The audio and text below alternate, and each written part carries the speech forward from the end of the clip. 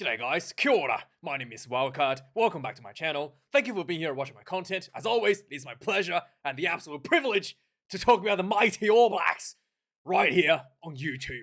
And yes, this weekend will be a potential elimination match for the All Blacks. Apparently, a lot of you guys thinks that Italy is going to beat the All Blacks this weekend.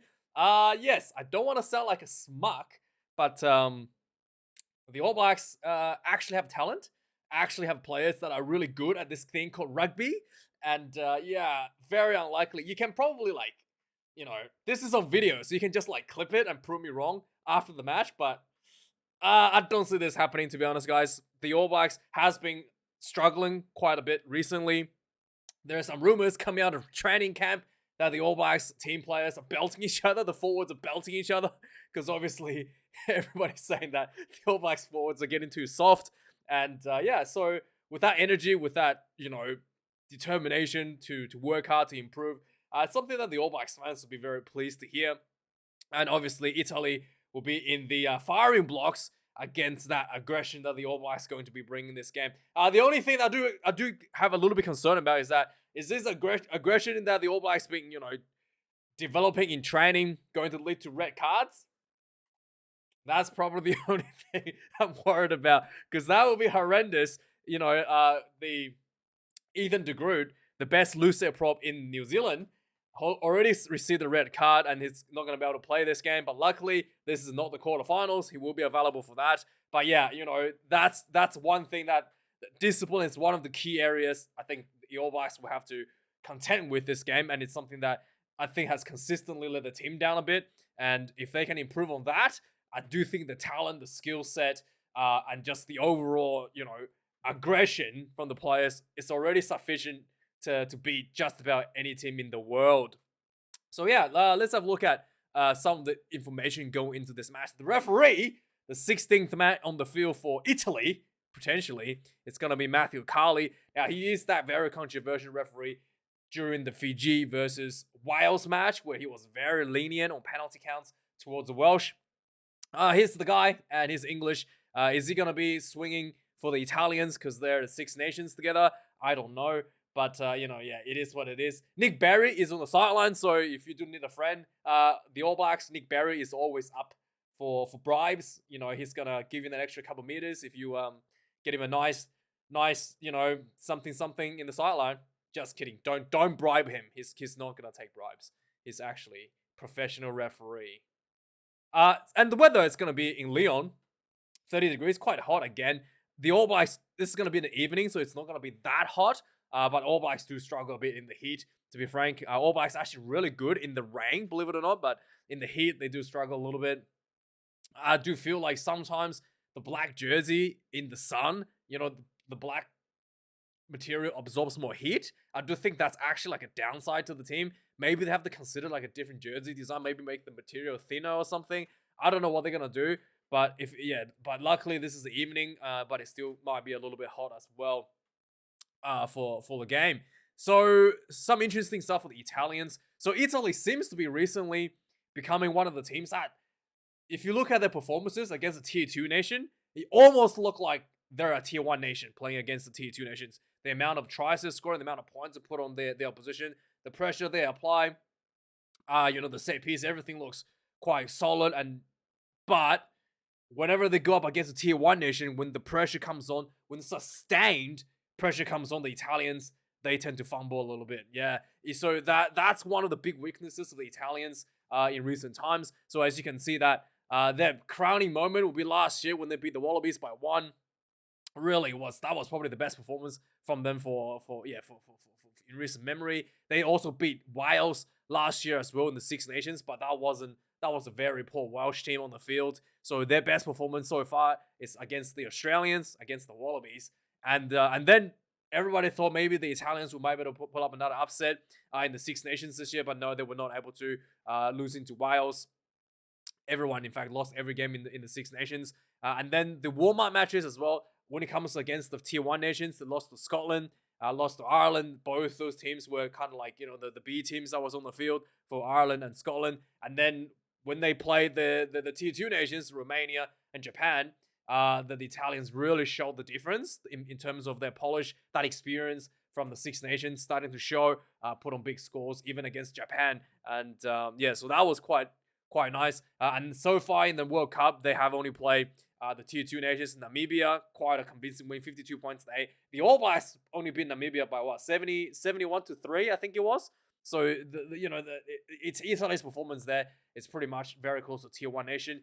Italy had a bit of an issue with Uruguay, 38 points to 17.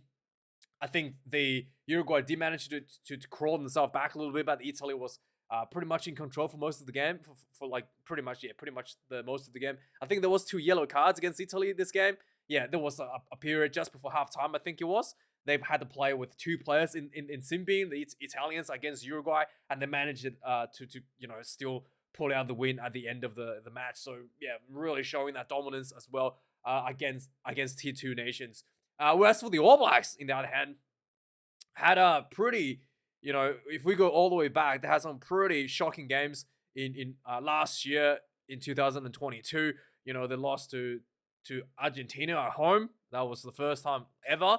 Lost the series against Ireland. Let's not go further back with any of that. But the All Blacks has never actually lost to Italy in their in history. So in recent times, the All Blacks play really well in the Rugby Championship. It was looking like they're really in form going to the Rugby World Cup, and then suddenly they get derailed against the Springboks, 35 points to 7, and then derailed again by the French in the opening match, 37 points to 13, and then come back, big win, Namibia, 71 points to 3. So there's a couple of interesting theories that I have for the All Blacks' poor performances against South Africa and against the French.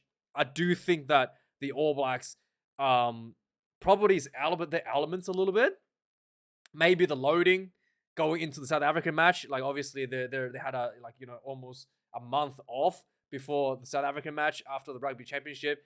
As you can see that not quite a month, almost a month. So maybe there was a lot of loading in training, and so going to the South African game, a lot of players were not completely recovered from the loading, and also the French game as well. Maybe there was just a little bit of a little bit of inconsistency in the game, a little bit of I guess rust due to just a lack of game time amongst the players, and also with injuries to Geordie Barrett and also Tyrell Lomax not available to play that game, leading to some of the core areas in the All Blacks. Obviously, the center field position and the scrummaging, something that struggled against the French, leading to the result. The good news for the All Blacks is they do have time to peak themselves for the quarterfinals, which means that this Italian game will be like kind of like the first step of their peaking process to come out of the loading into the World Cup, and then to kind of like starting to get themselves ready for the quarterfinals. If that's the case, this weekend will show whether or not the All Blacks are actually doing that, and whether or not they've timed themselves for the quarterfinals. And this will be a big match for the All Blacks. It really comes down to some of the key areas we've already talked about. So we're going to show this. All Blacks undefeated against Italians, 14 out of 14. One game was cancelled. And the lineup, let's have a look at this. So the All Blacks, obviously, with big return to Geordie Barrett, Ethan de Groot is still suspended. A little bit of shuffling around for the team. Also, big return in Shannon Frizzell. He's also a massive addition to the All Blacks. A lot of the success in the Rugby Championship are on the back end of Shannon Frizzell's massive presence around the breakdown in the forwards, and also poses as a massive ball carrier for the All Blacks as well. So his return is absolutely tremendous for the All Blacks. So let's have a look at the lineup. Let's see how the team goes. So Ofa Tuangafasi, I always rate him as a really good loose head prop. He's really skillful. He does tremendous work in the scrummaging for the Blues, and that's also showed for the All Blacks. But I do think that his handling sometimes is a little bit rusty. So that's something that I think the team will definitely have to work with him a little bit. And in the 2 position, the most informed hooker in New Zealand right now, Tony Taylor. His form was quite a bit off last year, but this year he's like 100% long gone the days of like line out throwing not straight. He's absolutely tip top form right now, and it looks like he's trimmed down a bit as well. He looks very fit, and it looks very slim these days. Nipolau Lala, the tight head prop for the All Blacks. He's the second selection tight head prop behind Tyrell Lomax. he is similar with Tuanga Fasi, plays for the Blues, has a bit of handling issues, and I think Laolala's handling issues gets worse under pressure. So he's okay in normal matches, but when there's pressure, he seems to struggle a little bit. So something that the All Blacks will have to contend with, will have to work around. So for the Italians, Danilo Fusetti comes in number 1. Cotmore Nicotera comes in number 2, and Marco Riccioni comes in at number 3 for their front rowers. In the locks, we've got Brodie Retallick comes in at number 4, and Scotty Barrett comes in number 5. Brodie Retallick, Scotty Barrett are the two best hookers, best locks in the New Zealand right now. Probably the best locks, some of the best locks in the world. Scotty Barrett is tremendously good in the set piece. I think Scotty Barrett's better than Brodie Retallick when it comes to set piece. Brodie Retallick is better at the breakdown, better at carrying the ball. But both players kind of compensates each other in those different areas. And this will be very, very brutal for the Italians to handle. Dimino Lamb comes in number 4, and Federico Ruza comes in number 5 for the Italians.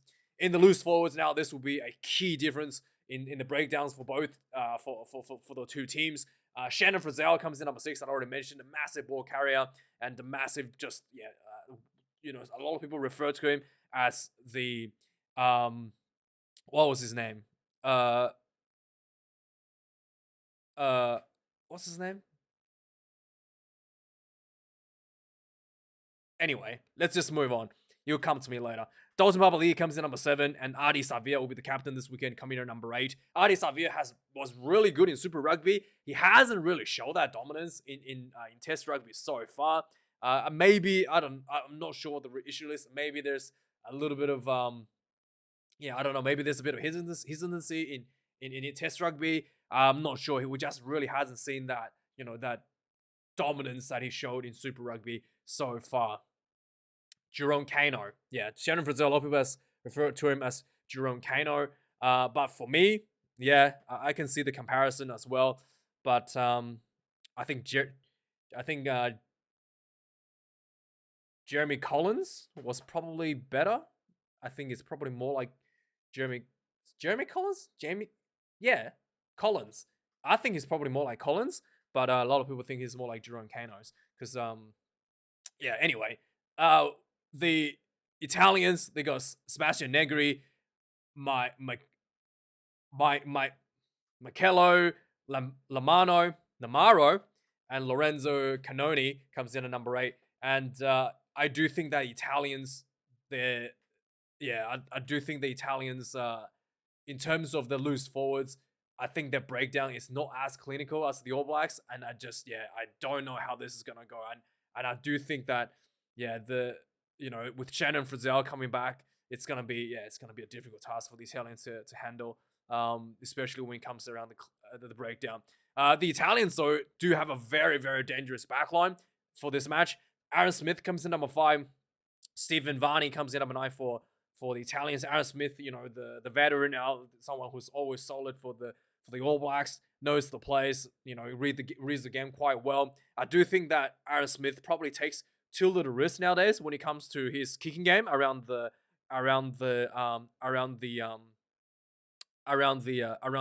rocks. When he plays for the Highlanders, he does have a bit more freedom to deploy those exploit those kicking options around the rocks. But when he plays for the All Blacks, it's very it's very one-dimensional. He's gonna go for the box kick or he's gonna pass the ball. So I feel like maybe he needs to mix that up a little bit for the All Blacks out of the 9 jersey. Coming number 10, we got Richie Mo'unga, the best number 10 in New Zealand right now. He has bested, some of the absolute world-class number 10s to earn this number 10 jersey, over Beauden Barrett, over Damian McKenzie. Quite an achievement there. His goal kicking is quite good. And he's one of those big match players that you look for out of the team. Pablo Gabisi, interestingly, moves to number 10 jersey. He has played a bit of a 12 for Italians recently with Tommaso Allen, the number 15 at 10. But Pablo Gabisi is, someone that's, a really, really good playmaker. He gets ridiculous amount of run meters. He's a really good ball carrier as well and quite dangerous when he has the ball in hand. Comes in number 11, Mark Talea for the All Blacks. Again, he's the most informed player for the New Zealanders on the wing for the Blues, but he hasn't really transitioned that so far into his performances in Test rugby. In my opinion, I do think that it's not just 100%. Obviously, Test rugby is one much more difficult, but I do think that he has so much talent. The All Blacks should consider play around his talent a little bit more. Just give him a little more, opportunities. Like try to, set up opportunities for him a bit more. Monty Ioane is an absolute danger man for the Italians. He didn't play for the Italy during the Six Nations this year because he had some mental health issues. He was playing here in Australia for the Rebels, and his since he returned for Italy, he has been quite dangerous on the win. Every time he gets the ball, he's a massive threat. Amazing full work. This will be a great matchup against Mark Talea. Jody Barrett returns for the All Blacks. His presence in that center position is really sorely missed by the All Blacks, and that dominance, the physical dominance, the carry dominance, the tackle dominance, and just his ability, that speed that he brings as well, just everything he brings on the kicking game out of the 12 jersey as well, everything he'd be doing, the full tool set is just absolutely unbelievable. And having him back in 12 is really will make a lot of New Zealanders happy. I think a lot of everybody looking at him here will be smiling already. Number 12, Luca Morisi comes in for the Italians, and Rico Ioane, in my opinion, the fastest guy in the rugby today, gets number 13 jersey, and with Jody Barrett next to him, if Jody Barrett can create some space for him, like that opening play, that was actually Anton Lienert-Brown that threw the pass, I think. But if they set it up for Rico Ioane against like they did against the French in that opening play, we're going to see a lot of fireworks this weekend. I really love Rico Ioane whenever he gets the ball. Just want to see more opportunities created for him and really manage that space around him. It'll be good to see, good to watch always. Ignacio Brex comes in number 13 for the Italians. Will Jordan comes in at number 14 for the All Blacks. And Agnen Capuzzo, I think he is the most dangerous man in the Italian outfit. I think he sometimes plays fullback as well. He's just incredible. He's the one that broke the Welsh last year when he scored like in the dying minutes and just like with amazing footwork to win the game for Italy against Wales. He's just super dangerous. Whenever he gets the ball, he's gonna be able to. He's gonna work that around you, and he's very dangerous. But I think Will Jordan will have he's a difficult person to deal with on the field. In his own right, Will Jordan extremely good under the high ball. His timing has been a bit off against France, but for the Crusaders, he was impeccable, and just really to see that that cohesion amongst his players around him. Finally, in the fullback position, Beauden Barrett, such a huge player for the All Blacks. I do think he's slowed down a little bit in the fullback position, and I really don't like the style that he brings to the All Blacks these days with a lot of kicking. It's like he's basically like Jody Barrett, but with a lot worse kicking game out of fullback. I do like Beauden Barrett as the second playmaker out of 15 positions, so more counter attack from the Beauden Barrett I want to see. Like when he was in 2019, I remember when he first got that fullback jersey and then he played against the Wallabies, and he was literally just like unstoppable. Like every time he kicked the ball away, Beauden Barrett is just like saying, "Thank you so much. I'm going to run, 30 meters, 40 meters in the counter attack," right? Something that Beauden was so good at in the fullback jersey, and something that Steve Hansen in 2019, discovered from Beauden. And I just don't think we're seeing that so far for Beauden out of the 15 jersey. He plays way too much of a traditional style, like almost like an English style of like high ball, kick way, just that sort of game. And I just don't think that suits him. And his accuracy in a lot of those kicking game isn't really world class at the moment. If we're gonna be a bit harsh on that. So I don't know if they're gonna stick with Beauden Barrett with the kicking game, because if they just want to play the kicking game, it's better to just put Jody Barrett there, because Jody Barrett is just simply better, a bigger boot, and a much more like experience in that kicking game as well, and much better under the high ball as well. So I think that the way they're playing Beauden, the strategy they're deploying around Beauden, it's not the right strategy. It's not really playing into his skill set. Anyway, that's just my little rant about Beauden. Tommaso Allen comes in number 15. Like I said, he's also a playmaker for the Italians. And yeah, he's definitely going to be looking at counter-attacking for the Italians at that 15 jersey. Substitutes, let's quickly go through this. Dan Cole's coming in number 16. I'm surprised that Samasoni Takeaho is not here. He's someone who needs some game time. He's been really rusty recently. He was really dominant last year, and when he lost that dominance a little bit, I thought he probably needed a bit more game time. Jaime Fiava comes in number 16 for the Italians. Tamani Williams gets another shot. This is his third cap, I think, for the All Blacks. His last outing against the Wallabies wasn't that great, but this will be an opportunity for him to redeem himself. Ivan Nima comes in number 17 for Italians. Tyrell Lomax returned after he had a cut. I think it was against the Springboks, which led to him not able to play against the French team. Comes in number 18. Simone Ferrari comes in number 18 for the Italians. 19, Sam Whitelock, the veteran, and he will be beating Richie McCaw's 148 test cap record this time. This will be his 149th test cap. Nicolo Canoni comes in at number 19. Number 20, Sam Kang had a bit of injury, so he'll be off the bench just to save a little bit. The actual captain for the All Blacks, Manuel Zuliani, comes in number 20. Cameron Roygard comes in number 21. What is it called? The Hurricanes. The Hurricanes number 9, who has been absolutely tremendous on the field these days. Really, one of the spicy players coming off the bench. He showed a lot of promise against the Springboks. He was the only one who was able to score just through his sheer skill and agility. He achieved that try, and again he did set up, I think, 2 tries. I think he did against Namibia, which is just incredibly impressive. This young man, he didn't even get a chance to play France, something that everybody was very disappointing. But this will be his opportunity. I think he might get moved to the starting jersey very soon for the All Blacks if he keeps put on impressive performances. Toa Halafihi comes in number 21 for Italy. Damien McKenzie finally gets another shot. The smiley face comes in at number 22.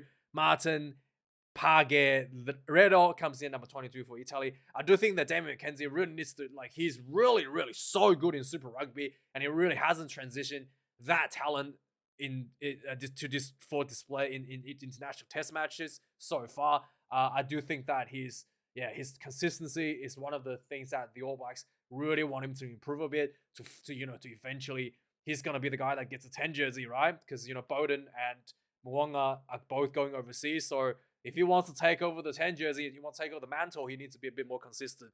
It's going to be tough. The All Blacks, this will be tough on him because he's going to be the future. He's going to be the 10 next year, essentially. So he's going to have to, really put on some really solid performances. His goal kicking as well was much better in Super Rugby as opposed to his international test kicks. So yeah, it's D-Mac, weight is on him. It's coming. Finally, in the number 23 jersey, Antoine Linder-Brown for the All Blacks, and Paolo Odugva comes in number 23 for the Italians. So yeah, my prediction, I just don't think Italians when the Italians are not under much pressure, they play really well against tier 2 nations, but with sustained long pressure, the Italians just really hasn't been that impressive, and I think they're going to fold under the pressure from the All Blacks. And I think the All Blacks come out of this game, the All Blacks will be looking for improving their discipline. They will be looking for improving that kicking game, if that's the route they're going to go for, and they're going to be looking at come out of this game without any injuries and without any red cards, any sort of things like that, and then that'll be a bonus point win over Italy will be more than sufficient to call it a good day for the All Blacks. And I think the All Blacks will win over Italy with a bonus point, probably like 45 points, 20. And let me know your thoughts, guys. Like, comment, subscribe. And thanks for watching this video. Thanks for everyone who support me financially with donations, Patreon, YouTube, Super, OnlyFans, whatever else is out there. Really appreciate that, guys. And thanks for watching. Let me know your predictions in the comments below, and have a good week. I'll see you guys later. Cheers.